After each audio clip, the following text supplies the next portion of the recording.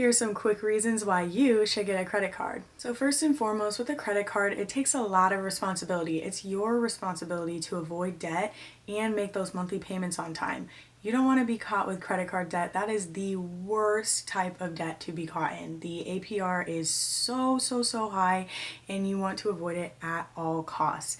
And to do that, make sure you're spending less money than you make. And you want to avoid thinking about credit cards as free money. I use my credit cards the same way I would use my debit card. So when I'm buying groceries, I'd use my credit card instead of using my debit card just because of the benefits that it has. But I would not make a big purchase on my credit card just because it's technically not my money. You don't want to think about it that way because then you will definitely go into debt, and credit card debt is the worst type of debt to go into. So avoid it at all costs. So first and foremost, you need to be responsible and avoid debt. It's your own responsibility, so you need to make sure you're on top of it.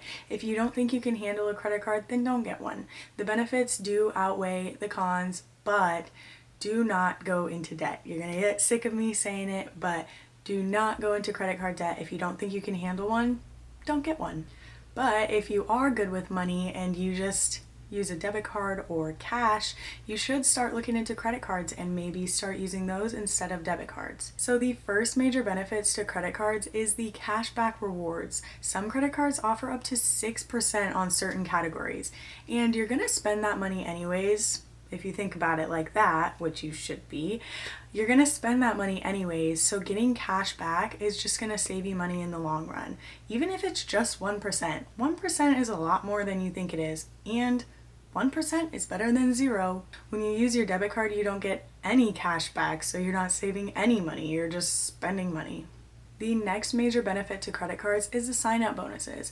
And you don't want to sign up for a credit card just because it has a sign-up bonus. You want to sign up for that credit card because you really want that credit card. You didn't have to do anything. You're going to spend that money anyways, and you get $500 or however much they're willing to offer you. You just get free money for purchases you would have already used it for. But with the sign-up bonuses, you do want to make sure you're not spending that amount just to get the bonus. Some of them you have to spend like $3,000 to get $200 back.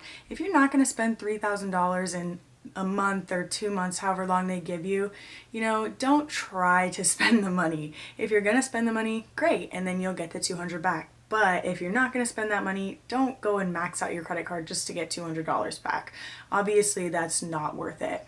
But if you just use it like a normal debit card and you use it for your normal purchases and pay it off, you'll get that sign-up bonus regardless, and it's just free money. The third benefit to credit cards are they're safer than debit cards. It's easier to avoid fraud because these fraudulent charges aren't coming directly from your bank account. They'll show up on your statement, and you can dispute these charges, and usually it'll lead to your money getting back to you if it was actually a fraudulent charge. But with debit, you don't have that luxury. The next benefit of credit cards is that they build your credit if you use them wisely. Using your credit card responsibly will build your credit, and that'll help your credit history for when you want to buy a house or a car later on in life. The key is you need to make sure you're making your monthly payments on time and you're not exceeding your credit limit. Experts say you're not supposed to exceed over 30% of your usage each month. So that doesn't mean you can only use 30% of your card throughout the month. You just use your card and you pay it off. By the time the statement date rolls around, you only have 30% on the card, if that makes any sense. Comment and let me know if I'm being very confusing. But the key to having credit cards is making your monthly payments on time and not exceeding your limit. That's the only way you're gonna build credit and keep yourself out of debt. Think about it as if it is your money, not free money. Think about it the same way you would a debit card. And I said it before, I'm gonna say it again. If you're not good with money, do not get a credit card. If you think you can handle a credit card, get a credit card. But it is a decision only you can make, and you need to assess your financial situation before jumping into anything new.